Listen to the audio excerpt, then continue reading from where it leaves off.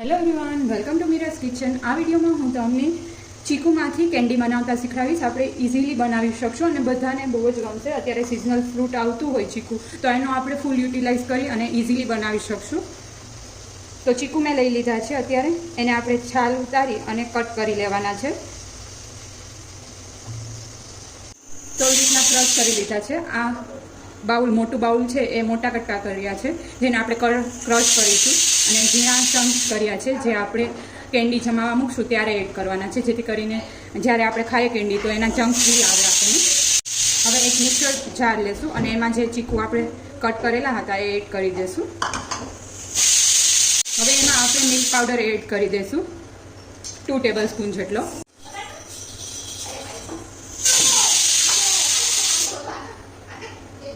અને milk add કરી દઈશું 1 કપ જેટલું, અથવા તો તમારે જેટલું બનાવવું એ રીતના મિલ્ક એડ કરવાનું રહેશે।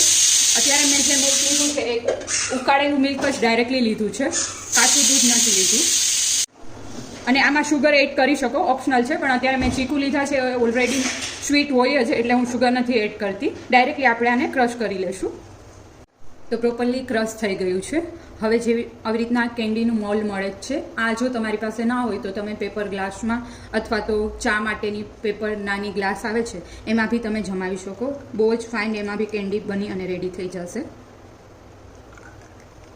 થોડી સ્પેસ રાખીશું આપણે, જેથી કરીને ઉપરથી જે ચંક્સ રાખ્યા છે એ એડ કરવા થાય એટલા માટે। અને આ કેન્ડી બહુ જ ફાઇન બની અને રેડી થશે, અને પ્લસ હેલ્ધી બી છે, કેમ કે આમાં આપણે કશું જ એડ નથી કર્યું, ખાલી મિલ્ક પાવડર, મિલ્ક અને ચીકુ એડ કરીને બનાવેલું છે।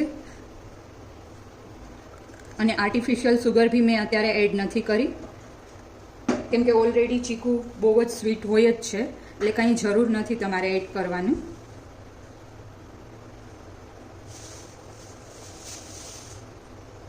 ચીકુ કટ કરેલા છે એડ કરી અને મિક્સ કરી લેશું।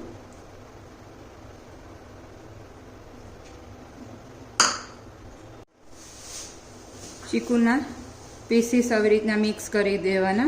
જો પહેલાં આપણે ચીકુના પીસીસ એડ કરીશું તો બધા પીસીસ નીચે જ રહેશે, એટલા માટે હું લાસ્ટમાં ઉપરથી એડ કરું છું, જેથી કરીને પ્રોપરલી બધા કેન્ડી ખાઈએ ત્યારે વચ્ચે વચ્ચે બધે આવે આપણને, અને એનાથી ટેસ્ટ બી બહુ જ ફાઇન લાગશે।